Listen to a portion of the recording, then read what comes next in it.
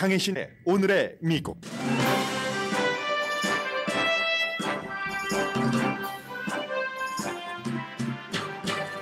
연방 상원이 7,400억 달러 규모의 기후변화 보건 법안을 통과시켜 바이든 대통령이 결정적인 승리를 하게 됐습니다. 정식 이름은 인플레이션 줄이기 법안으로 처방약 값을 낮추고 지구온난화를 막기 위해 정부가 민간 기업을 지원하는 내용 등이 포함됐습니다. 이번 주 하원도 통과할 것이 확실한 이 법안에 따르면 민간보험에서는 커버받지 못하지만 메디케어로는 인슐린 한 달 약값이 최대 $35가 됩니다. 신형 전기차를 사려는 거의 모든 사람은 연방정부의 $7,500 보조금을 받고 중고 전기차를 살 때는 $4,000의 지원을 받게 됩니다. 중국은 예정됐던 나흘 동안의 군사훈련이 끝났지만 대만에 대한 잠수함 훈련 등을 이어갔습니다. 의도하지 않은 잠재적 군사충돌 위험은 있어도 중국이 지금 대만을 침공하긴 거의 불가능해 보입니다. 당신이 이 나라에 거대하고 돌이킬 수 없는 피해를 일으켰고 나는 당신을 막지 못할 것을 인정하고 사임합니다. 마크 밀리 합참 의장이 트럼프 전 대통령에게 제출하려고 했던 사직서의 일부입니다. 인디아나 주지사가 낙태 금지 법안에 서명하자 인디아나주에 본사가 있는 제약회사 등 대기업 사주들이 이 법을 비난합니다. 인디아나 주지사도 낙태 금지법이 이젠 유권자의 감정을 뚫고 있다는 것을 인정했습니다. 켄터키주 홍수는 이웃 콜로라도주에도 영향을 미치고 있습니다. 이틀 연속 코비드 네거티브 반응이 나온 바이든 대통령이 오늘 켄터키주를 방문합니다. 하미드 카르자이 전 아프가니스탄 대통령이 NPR 방송과 인터뷰를 했습니다. 누가 뭐래도 탈레반은 아프가니스탄 사람들이고 지금으로서는 OS가 아프가니스탄의 더 큰 적이라는 말은 많은 것을 시사합니다.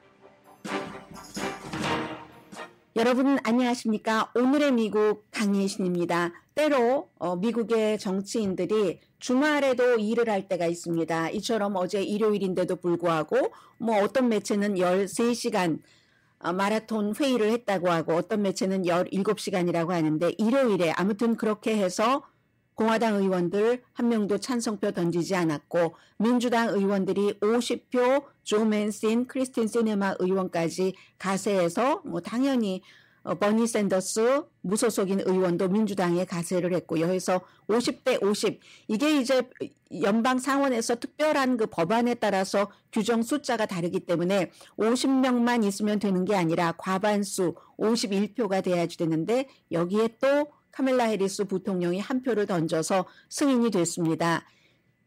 법안의 이름은 인플레이션 감축 법안, 인플레이션 리듀싱 법안이라고 되어 있지만 실제로는 가장 큰 액수가 기후 변화를 막는 것에 들어가 있고 그리고 그 다음으로는 이제 여러 가지 그 건강 보험에 관한 것이 들어가 있기 때문에 기후 변화, 건강 혜택 법안 이렇게도 많이 불리고 있습니다. 어쨌든 기본적으로는 과거라고 하니까 조금 이상하네요.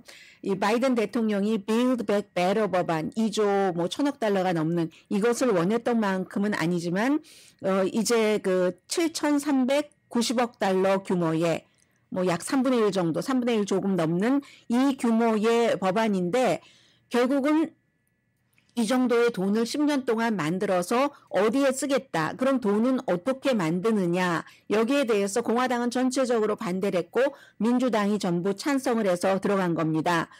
조 맨신 의원과 크리스틴 시네마 의원은 각각 웨스트 버지니아와 애리조나주에 좀 필요한 돈을 조금 가져가는 형태로 해서 좀 제한적이기는 하지만 그 보험에 대한 것도 있고 지금부터 말씀을 드리겠습니다. 버니 샌더스 의원이 처음에는 막 비난을 했어요. 이게 뭐냐.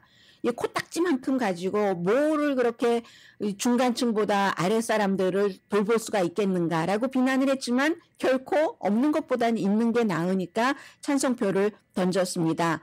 공화당은 법안이 통과되기 전부터 법안이 통과될 때까지 아니 이 많은 돈을 풀어서 인플레이션을 줄인다고 물가 상승을 더 높이지 돈이 많이 돌아다니면 물가가 인상되는 게 사실이 아니야? 라고 끝까지 반대를 했습니다. 무분별한 세금 인상이 이제 부분적으로 뭐 기업에 최저 세금을 도입을 했죠. 그런 것에 되지만 또 많은 사람에게는 세금 인상이 되는 건 아닙니다. 어쨌든 공화당이 제일 싫어하는 세금 인상을 하는데 무슨 인플레이션이야라고 얘기를 했지만 역시 의회는 다수결의 원칙이기 때문에 이게 통과가 됐습니다.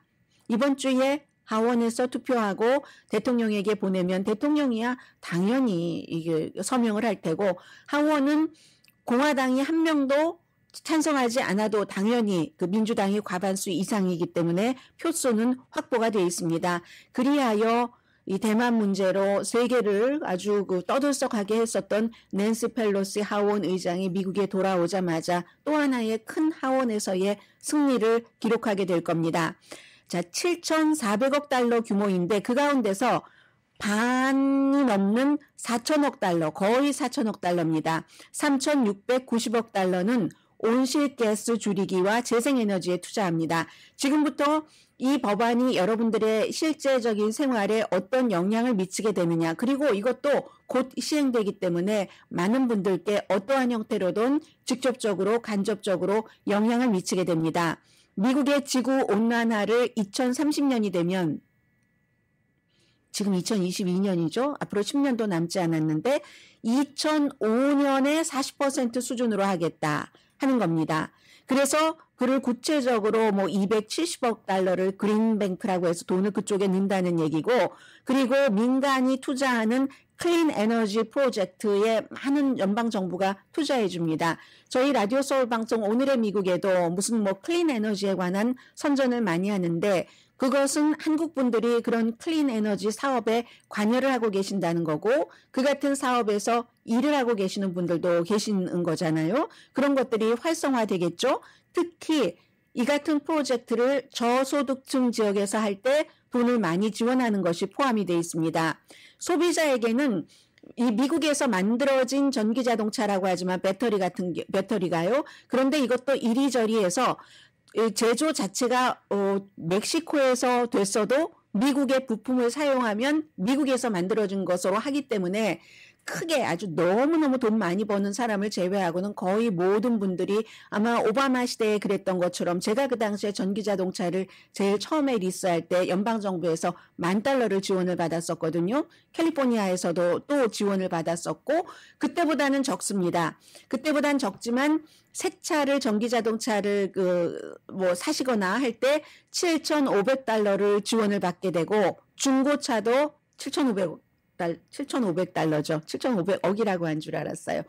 중고 자동차도 $4,000를 지원받게 되시는 겁니다. 수입에 제한은 있지만 거의 모든 분들에게 해당되지 않는 그런 수입이고요. 그리고 그린 에너지 사업을 하시는 업주들에게 세금 공제 혜택도 주고, 또 $600억 솔라 패널이라든가 태양 주택을 갖고 계신 분들 많이 하시잖아요.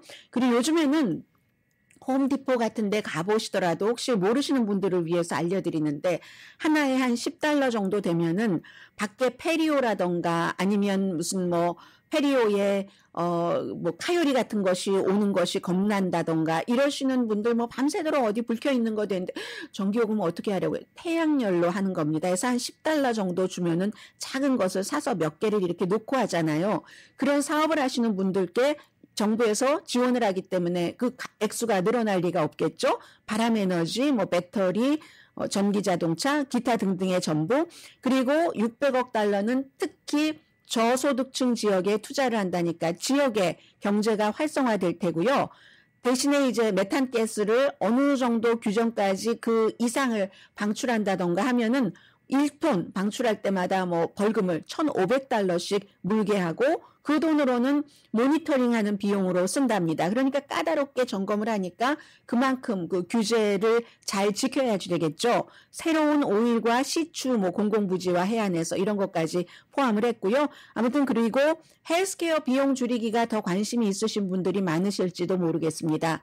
$640억 이곳에 책정을 한 건데, 메디케어로는 2026년부터 10개의 아주 비싼 약품 있잖아요. 이런 것들이 어떤 약값을 협상을 할 수 있도록 그렇게 하고, 그리고 2025년부터는 메디케어 수혜자의 본인 부담 약값이 상한선을 정했습니다. 아무리 비싼 약을 많이 하시더라도 2025년부터 1년에 약값이 $2,000가 맥시멈 지출하시는 돈이 되도록, 지금은 한 달에 $2,000 지출하시는 분들도 계실 겁니다. 그렇게 됐고, 그리고 특히 당뇨 환자가 많으신데 인슐린 비용에 대해서는 월 최고 상한선을 $35까지 하는데, 이것은 메디케어 환자의 경우만 그렇습니다. 메디케어 환자의 경우만 그렇고, 협상을 하려다 보니까 민간보험으로는 제외가 됐으니까 나이 많으신 분들은 혜택이 많이 되겠죠. 그리고 인플레이션보다 더 빠르게 가격을 올리는 제약회사에 대해서는 처벌을 합니다. 2023년부터 메디케어 수혜자들은 모두 이제 무료 백신 같은 것을 보장을 하고, 그리고 이 부분이 아마 많은 분들이 해당이 될 텐데, ACA요, 그 오바마케어, 어포러블 케어 액트, 점점 날이 갈수록 혜택을 받고 계시는 분들이 많으십니다. 이 혜택을 받고 계시는 분들, 그 건강보험 지불하는 액수를 지금보다 줄이고 거의 안 내시는 분들도 많이 생기고요.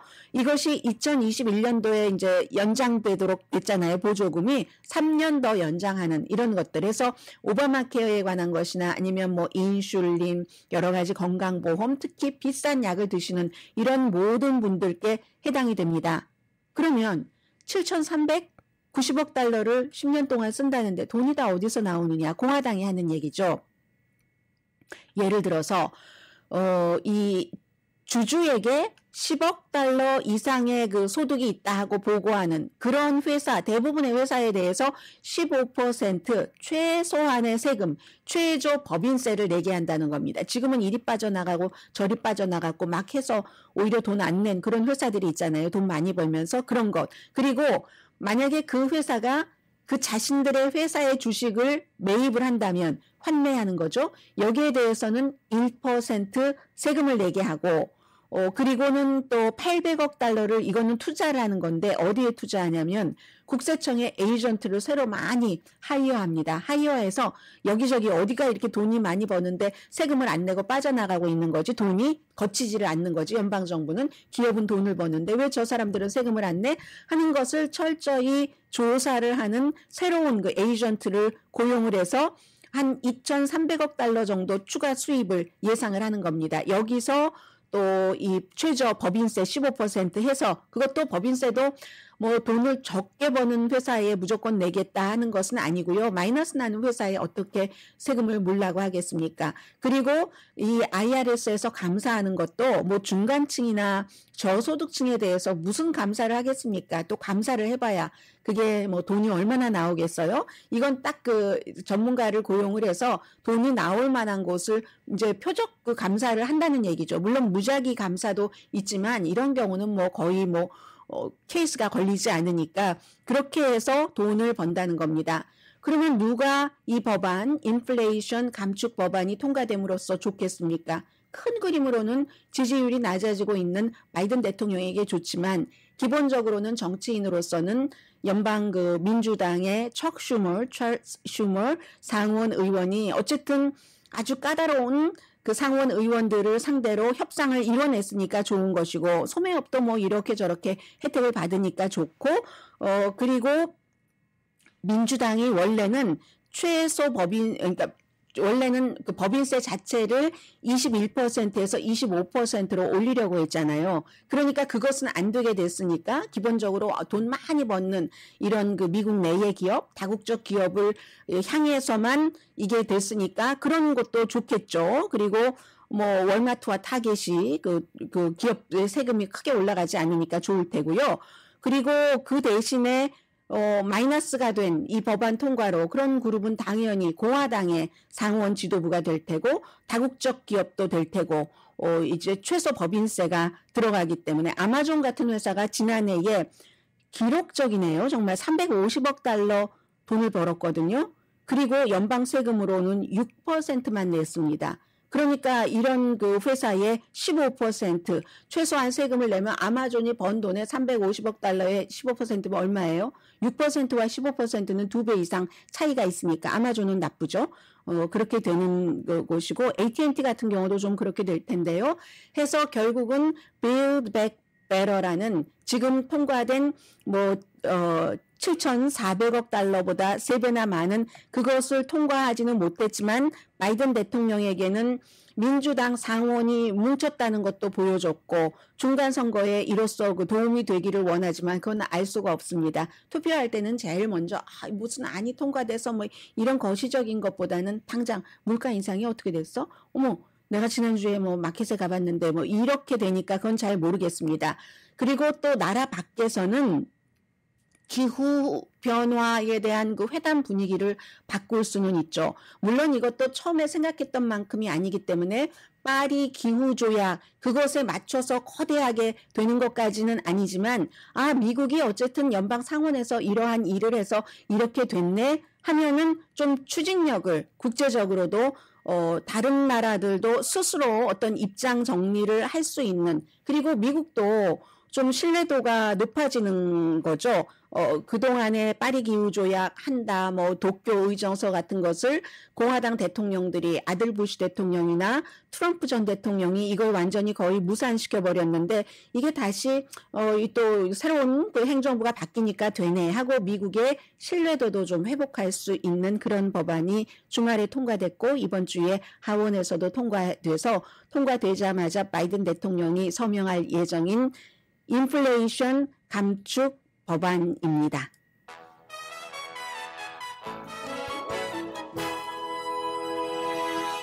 잠시 뒤에 주말에 저희 어머니도 저에게 물어보셨고 중국 대만 그건 어떻게 되는데 누구나 다 한국 사람은 직접 전쟁을 겪었건 전쟁을 겪지 않았건 전쟁이라는 단어가 나오면 다른 나라 사람들보다 예민합니다. 그래서 걱정을 하셨는데 여기에 대한 이제 미래의 그림이 날이 가면 갈수록 어제보다 오늘 조금 더 뚜렷하게 나오고요. 그리고 잠시 뒤에는 미국의 합참의장과 대통령 왜 요즘 드라마 보면 한국의 뭐 예를 들어 합참의장, 국방장관과 어떠한 정보국의 관계 이런 것들 많이 나오잖아요. 그런데 미국에서는 이게 어떻게 되돌아가고 있는가? 그러면 모든 부서가 어느 정도는 좀 그 자치적인 권한이 있다 하더라도 대통령 중심제이기 때문에 그런 면에서 이제 잠시 뒤에 어떠한 한 가지 스토리를 전해드리려고 합니다. 잠시 뒤에 뵙겠습니다. 라디오 서울 방송 오늘의 미국 듣고 계십니다. 원래 예정대로라면 지금 미국은 월요일이지만 한국 대만은 어제가 월요일이었고 일요일에 미국 날짜로 토요일에 모든 그 군사훈련을 끝냈었어야지만 됐습니다. 낸시 펠로시 하원 의장이 대만을 방문해서 거기에 대한 대만과 미국에 대한 그 경고성 군사훈련이 끝냈어야지 되는데 나흘 한다고 발표를 했으니까요. 연장했습니다. 그래서 대만이 발표한 것 보니까 어제 21대의 중국 공군기가 대만 해협 북부 중앙선을 침공했다. 그 방공 식별구역이죠. 대만 해역에는 침공한 것은 진입한 것은 아닙니다. 그리고 미국과 군사적인 어떤 대화하는 일정도 취소를 했고 이거 북한이 화나면 많이 하는 거잖아요. 대화하는 그 라인을 끊어버리고 답을 하지 않고 지금 중국이 미국에 대해서 원래 약속했었던 그 대화 라인을 끊어버리고 모든 것을 다 끊은 건 아닙니다. 모든 것을 다 끊었을 때는 만일의 사태에 일어날 수 있는 한 라인이 끊어진 것이기 때문에 굉장히 위험하고요. 그래서 지금 대만과 미국에서도 중국의 국방부 온라인으로 어떠한 공격이 어떻게 되고 있는가 하는 정확한 숫자 같은 것을 파악하고 있습니다. 그 대화하기로 한 스케줄을 취소하면서 중국에서 한 얘기는 이 모든 건 다 미국 책임이야. 미국이 정말 무책임하게 했기 때문에 그런 것이야. 이것도 북한의 반응과 비슷한 거죠. 그러니까 미국의 국방부나 국무부나 백악관은 똑같이 한 소리로 지금 중국이 너무나 무책임한 과잉 반응을 하네. 낸시 펠로시 하원 의장의 대만 방문에 대해서 이렇게 얘기를 하고 있고요. 잠재적인 위험성은 그렇기 때문에 존재합니다. 그렇지만 로이드 오스틴 이 국방장관과의 한라인 같은 것은 아직 파악하기로는 열려 있는 것으로 보기 때문에 그런 것이고 가까운 시일 안에 중국이 왜 대만을 침공할 수 없는가? 기본적으로 이제 많은 군사 전문가들이 얘기하는 것 보면요. 그 군사 전문가 가운데서도 유명한 사람, 아이언 윌리엄스라는 분이 선데이 타임즈에 어제 그 기고문도 실었던데 기본적으로는 이 중국이 대만을 침공을 해서 이기려면은 우선 200만 명 정도를 그쪽에 침투시켜야지 된답니다. 대만 해협을 건너서요. 그 바다를 건너서 200만 명이면은 중국 군대의 거의 대부분입니다. 200만 명하고 210만 명도 안 됩니다. 중국이 200만 명 조금 넘는데 대만이 뭐 17만 명이 안 돼서 뭐 한 16만 7천 명 이 정도 되고 대만은 물론 예비군이 너무 많기 때문에 거의 뭐 전 국민이 가능한 사람은 예비군이라고 할 수 있을 그럴 정도지만 모든 군을 다 그 투입을 하고서도 그 이기지 못한다는 겁니다. 왜냐하면 일단 기본적으로는 해협을 가로질러서 뭐 이번에 훈련한 것에서 많이 보여준 것처럼 로켓 공격으로 섬을 공격할 수 있다고 하고 있고 그리고 또 미사일 발사도 있잖아요. 미사일 발사는 이쪽에 대만이 있으면 대만의 지도상으로 오른쪽 이쪽에 그 필리핀 쪽에서 들어오는 미군을 우리가 공격할 수 있어. 항공모함까지도 공격할 수 있어. 실전 훈련을 한 거죠. 그래서 이제 미국의 뭐 그 USS 그 레이건 함이 계속 거기에 주둔을 하고 있는데 그러면 뭐 이 미사일 쏘고 라켓 쏘고 하면서 대만 해협을 기본적으로는 지상전을 해야지 되는데 건너가야지 되는데 유난히 그 해협도 거칠고 바위도 많고 뭐 아주 그 수비수들이 잘할 수 있는 정도로 해놨기 때문에 또 바다가 맘대로 됩니까? 이순신의 무슨 대첩 뭐 이런 거 사람이 맘대로 되는 게 아닌 게 바다잖아요. 그렇기 때문에 중국이 꼭 그 상륙 작전을 할 때 그 적당한 그 해협이 중간 그 뭐 섬에 뭐 몇 군데 되지 않는다는 겁니다. 그래서 이것을 러시아가 우크라이나를 침공하면서 키예브로 가는 길, 결국은 수도 함락시키는 것을 포기해버렸잖아요. 지금으로서 보면은 그것과 마찬가지다. 그리고 이제 우크라이나와 러시아가 똑같이 겨울로 향하고 있는데 속전속결이 되기가 어렵다. 그리고 이 같은 것도 러시아도 우크라이나를 침공할 때 막 비가 오는 그래서 질척질척 땅이 진흙 땅이 돼서 탱크가 거기에 갇혀버리고 이런 일이 있었던 것처럼 대만 해협을 잘 건너가려면 딱 1년에 2번밖에 기회가 없답니다. 3월에서 4월 아니면 9월에서 10월 올해 9월에서 10월 준비가 안 된다는 얘기이고요.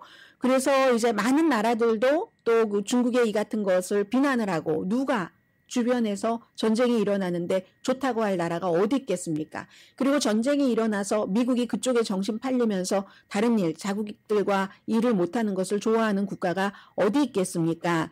그래서 이제 뭐 그런 얘기도 나왔죠. 중국이 태평양에 주둔하는 미군을 공격한다. 이건 펄하버 스타일이잖아요.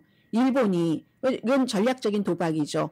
일본이 펄하버를 공격을 해서 오히려 미국이 2차 대전으로 아주 머뭇머뭇거리다가 들어갔잖아요. 그런 식으로 될 수도 있다는 거기 때문에 그리고 또 하나는 우크라이나 국민들의 강점이 대만 국민들에게서도 나타날 수 있다는 거죠. 약자의 강점이라고도 부를 수 있는데 언더덕인 거죠. 더 파워풀하고 더 강력할 수도 있다는 거죠. 약자가 대결이 되지 않는 우리는 늘 기독교 뭐 국가 이스라엘을 얘기를 하는 분들이 많이 계십니다만 대만이 중국과 예를 들어서 그 군대가 200만 대 16만 7천으로 이게 안 되고 뭐 탱크 같은 것도 뭐 비교할 수 없는 그런 그 차이가 있기 때문에 여기서 강하게 심정적으로 무장을 하면은 야심찬 라이벌을 우크라이나가 어떻게 이겨나가고 있는가가 대만과 중국과의 일에서도 볼 수 있다고 중국의 시진핑도 충분히 지금 인식을 하고 있다는 겁니다. 물론 시진핑 중국 국가주석이 공산당이 최고야 하면서 우리가 당신들을 다 부자로 만들어주겠어 하고 경제적인 성공이 여기까지 왔죠. 그 뒤에 뭐를 보여줘야지 되는데 경제적인 것은 너무나 많이 했기 때문에 더 이상 보여줄 게 없이 슬로우하게 되니까 민족주의 감정 이런 것 하면서 대만을 2050년까지 어떤 형태로든 통일을 해버리고 말겠어. 이것을 보여주려는 시진핑의 마음은 분명히 있기는 있지만 대만도 그 1949년 이후에 자유를 누렸기 때문에 우크라이나가 누린 자유보다 대만이 누린 자유가 훨씬 더 큽니다. 우크라이나는 본격적인 자유를 91년도 구소련이 멸망하고 나서 그 뒤에도 한참 스트러글이 있고 대통령 몇 번 바뀌면서 느끼기 시작한 거지만 대만은 장개석 총통이 공산당과 싸워서 그전에는 물론 일본과 싸울 때는 장개석의 국민당과 마오쩌둥의 공산당이 합심을 해서 일했지만 그 뒤에 이제 그 장개석이 대만으로 쫓겨나고 나서 그의 아들 장경구, 그 뒤에 이등휘 이런 식으로 뭐 천수이벤 쭉쭉쭉쭉 지금까지 넘어오면서 대만 사람들은 자유를 너무 많이 누려봤기 때문에 이걸 뺏긴다는 생각을 하기 싫어하는 사람들도 많죠. 물론 현재의 상태로 이 중국과 유지를 하기를 원하지만 공산당식이 돼서 공산당 형태의 시스템이 되는 것은 원치 않는 사람이 많기 때문에 이게 그 시진핑으로서는 만만치 않다는 겁니다. 군함을 보내고 전투기, 미사일, 다 뭐 섬을 봉쇄하는 여러 가지가 효과적으로 군사훈련에서 보여줬지만 분노의 표현과 그런 화풀이 같은 것은 할 수 있지만 군사훈련과 실제의 전쟁은 다르다는 거죠. 러시아가 우크라이나에 가면서 전쟁이라고 안 하고 특수작전이다. 우크라이나 사람을 해방시키기 위한 이렇게 얘기했지만 그게 되지 않잖아요. 이 시진핑도 통일작전이라고 부르고 있는데 그게 쉽지가 않다는 것을 그래서 시진핑의 베트남이 될 수도 있다는 이런 것. 물론 결정은 시진핑과 그의 장군들이 합니다. 이게 지금 제가 지금 말씀드린 것도 서방 세계에서 분석하고 있는 많은 것들이기 때문에 결국은 시진핑과 시진핑의 장군들이 이쯤 되면 우리가 대만을 군사적으로 침공해서 이길 수 있겠어. 그렇게라도 해서 대만이 더 우리 독립국가야 하고 공개적으로 선언하기 전에 통일을 해야지 되겠어. 라는 그 모든 판단은 시진핑과 그의 장군들이 하는 것인데 지금으로서는 그럴 가능성이 거의 없어 보인다. 전해드렸고요. 텔레비전에 지금 말씀드리고 있는 순간에 제가 아침에 찾아봤었던 사진입니다. 왜냐하면 뉴스를 하고 나면 시간이 조금 지나면 기억이 희미해지거든요. 그 사진을 확인하고 싶어서 라파에테 거기에 있는 교회에 가서 트럼프 전 대통령이 사진을 찍을 때 제 기억에는 트럼프 전 대통령이 있고 트럼프 전 대통령의 오른쪽이죠. 오른쪽에 저쪽에 윌리엄 바 법무장관이 있고 마크 에스퍼 국방장관 그리고 트럼프 전 대통령의 왼쪽에 마크 밀리 합참의장이 있었는데 합참의장이 군복을 입고 있었습니다.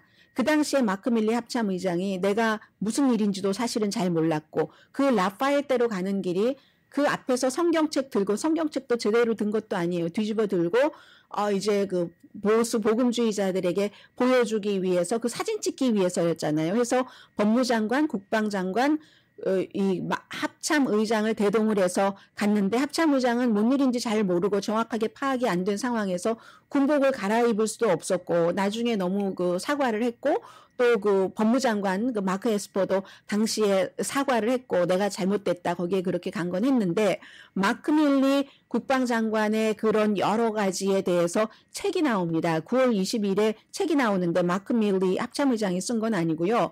당시에 이제 6월 20일에 그 사임을 하라고 사직서를 2가지 버전으로 써놨대요. 그런데 그 사직서의 내용을 제가 지금 말씀드리려고 하는데 그때 이제 그 라파에테 그 공원으로 갈 때 그 당시에는 미국이 Black Lives Matter, 조지 플로이드 숨지고 뭐 흑인들의 생명 중요해, 아시안의 생명도 중요해, 백인의 생명도 모든 사람 생명은 중요해 하고 시위를 하는데 시위가 허가를 받았었고 그리고 딱 시간도 있습니다. 그런데 시위대가 해산을 해야지 될 시간도 아닌데 대통령이 납신다 길을 비켜라 하면서 그 길을 청소하기 위해서 막 최루가스를 쐈잖아요.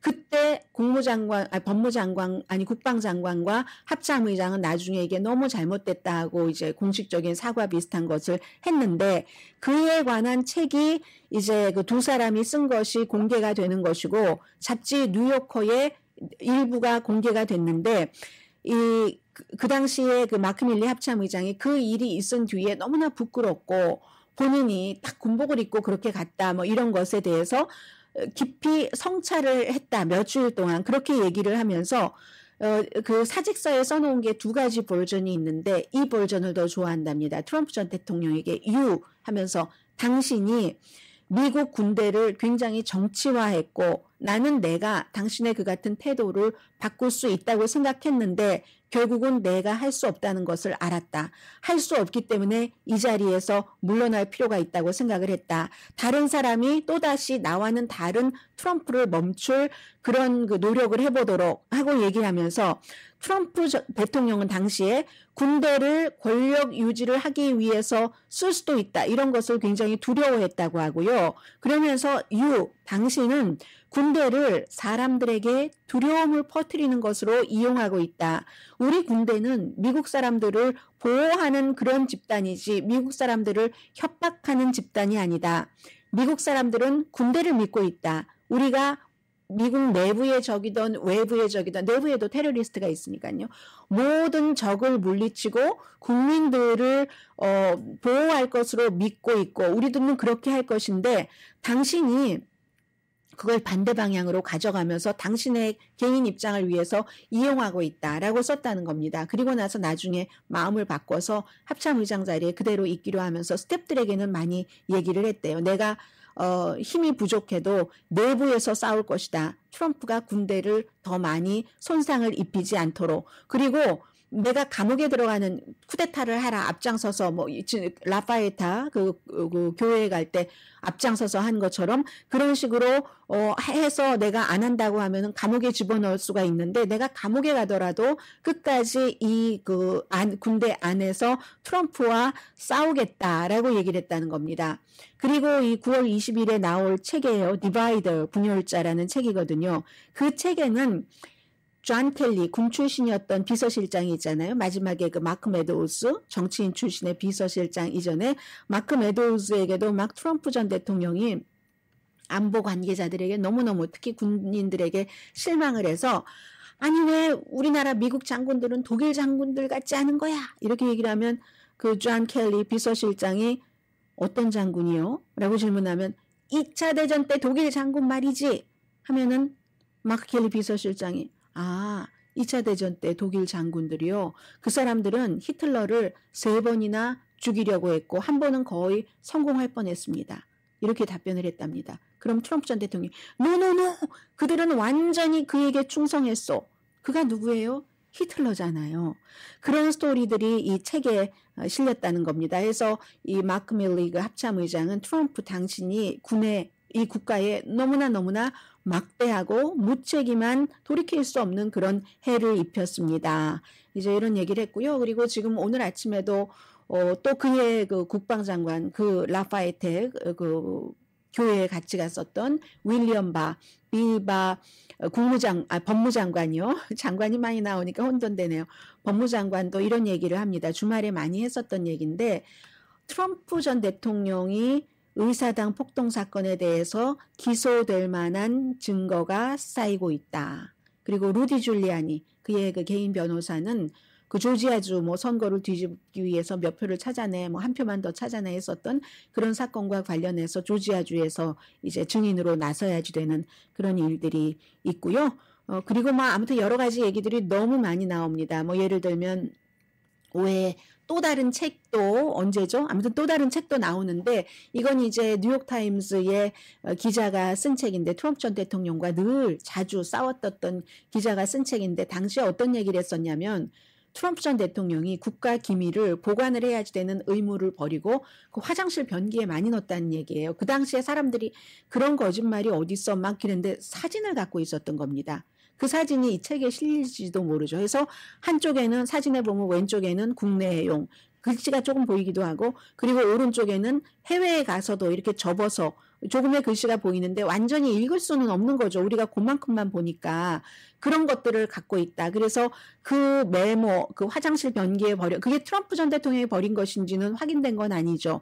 다만 백악관에 그 변기 관리를 하시는 분들이 자주 이렇게 막힌다 이런 것 때문에. 그런데 사람들이 트럼프라고 추정을 하는 것이고 그 가운데는 뉴욕의 앨리스 스테파닉 그 연방 하원 의원 이름도 적혀 있다는 것. 이건 이제 리즈 체니 와이오밍주의 딕 체니의 딸 아주 중진이었지만 그 자리를 이 앨리스 스테파닉을 올라갔죠. 공화당이 트럼프 전 대통령에게 모이면서 이제 그런 의원들의 이름도 있다 하는 얘기 나오고 있고요. 잠시 뒤에 바이든 대통령 아직은 도착 안 했을 것 같은데요. 도착했나요? 질 바이든 여사와 켄터키 같이 가던데 그 얘기. 그리고 이제는 더 이상 그 기업들도 완전히 정치에서 나 몰라라 할 수가 없는 그런 상황이 됐거든요. 전해드립니다.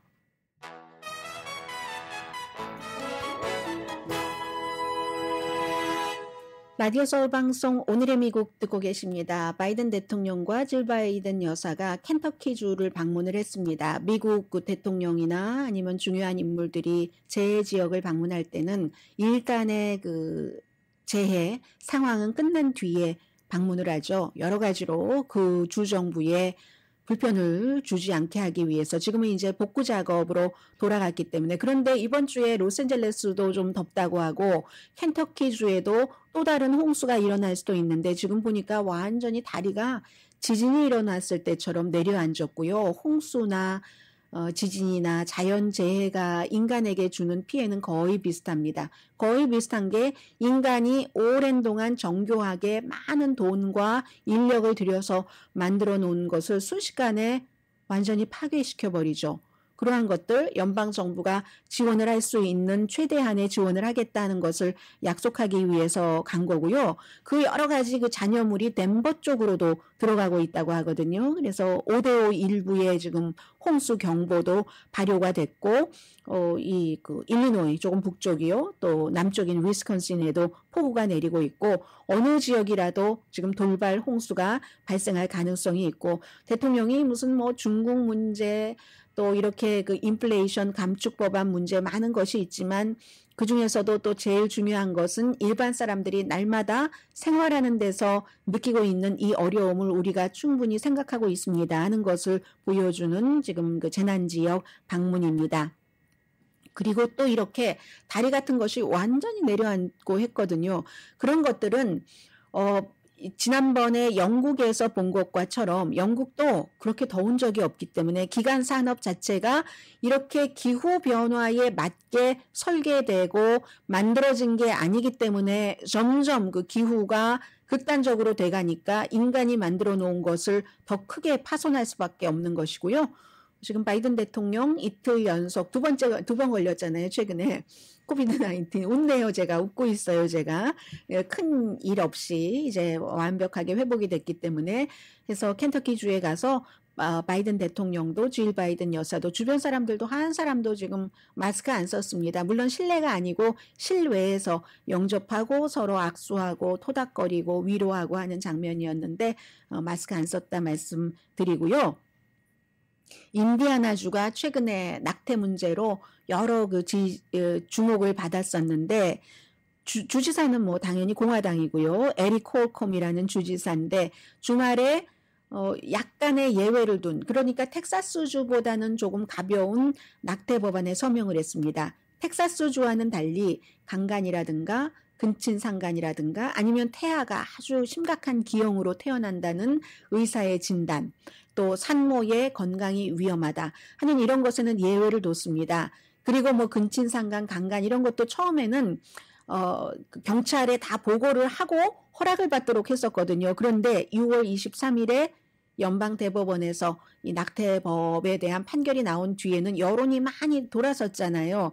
그래서 이번에 인디아나주에서 최종적으로는 바꿔서 경찰 보고하는 것은 생략하고 예외를 두고 이제 낙태금지법이 9월 15일부터 시행 예정이랍니다. 다른 레드 스테이트보다는 좀 낫죠. 오하이오 같은 데서는 즉시 시행을 해서 오하이오주의 12살짜리 어린아이가 이 옆에 있는 인디아나주로 당시에는 와서 그 낙태약을 먹고 낙태를 강간 피해자인데 하게 됐는데 이번에는 이제 인디아나주 여성들이 다른 주로 가게 생겼습니다. 그랬더니 그리고 주지사는 또 1억 달러 기금을 마련을 했는데 말이야. 그게 산모라든가 여러 가지 이 관련 기금이야 라고 했는데 인디아나주가 산모가 사망하는 비율이 미국에서 50개 주 가운데서 세 번째로 높은 주이기도 합니다. 그런데 이런 일이 일어나고 나니까 인디아나주의 뭐 엘리 릴리라든가 뭐 유명한 제약회사니까 뭐 이름 들어보신 분들 많으실 것 같고요. 엔진 제조회사 커멘즈라는 엔진 제조회사 이 큰 회사가 각각 인디아나주에 10,000명의 직원을 갖고 있는데 굉장히 크잖아요. 이런 낙태금지법이 우리 사업에도 너무 나쁘다 하면서 반기를 들었습니다. 우리가 다른 주에서 더 많은 사람을 고용을 해서 일할 사람을 채워야지 되네. 이게 하나가 있고, 두 번째는 우리 직원들이 인디아나주에서 근무하고 있는 직원들이 인디아나주가 못하게 하니까 다른 주로 낙태를 하려고 갈 때 우리가 지원을 하겠어. 재정적인 지원, 시간적인 지원, 그렇게 지금 나섰습니다. 해서 또 특히 이제 이 엔진 제조회사 커민스의 대변인은 이렇게 되면은 우리 인디아나주로 본사로 재능이 있는 최고의 재능이 있는 사람들, 젊은 사람들을 데려오기 힘들겠는데, 그러니까 정서적으로나 아니면 실제 그 기업에서는 현실적으로나 이 이득이나 이런 여러 가지를 생각해서 이 같은 결론을 내릴 수밖에 없고, 여론이 워낙에 이 낙태 금지가 미국에서 50년 전으로 돌아가서 너무 뒷걸음질 치는 것 같은 것에 대한, 심지어 레드 스테이트 캔사스 주민의 반발 같은 그 투표 결과도 나왔잖아요. 그런 것들을 기업에서 반영할 수밖에 없는 거고, 그러니까 이제 홀컴 주지사도 낙태가 사실은 굉장히 그 감정적이고 복잡한 주제죠. 그렇죠. 침대 안에서 일어나는 일인데 그것도 내가 원하지 않는 침실의 일일 수도 있고, 그걸 국가가 이래라 저래라 한다는 게 복잡한 게 사실이죠. 그리고 이 논쟁이 곧 중단될 것 같지도 않다라고 인정을 했습니다. 잠시 뒤에 뵙겠습니다.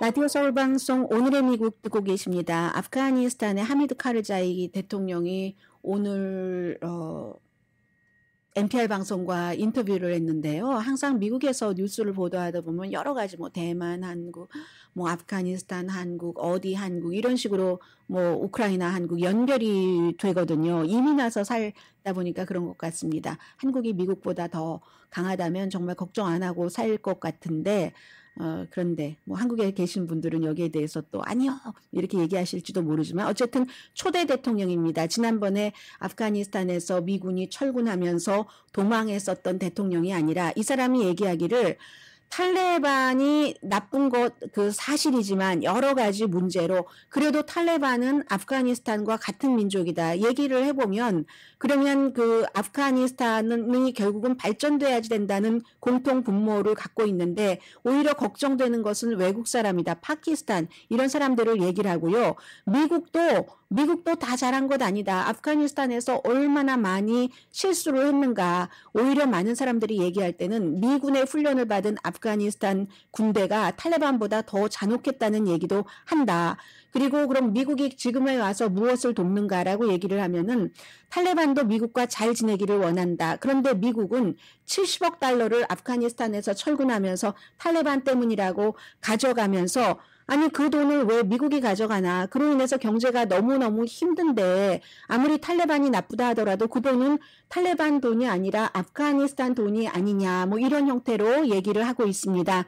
시간이 없어서 제가 다 전해드리지를 못하겠고요. 오늘의 미국을 도와주신 분을 말씀을 드리자면, 저는 이래서 미국에서 이제 이 같은 그 보도를 하면서 여기까지 하죠. 강희신이었습니다.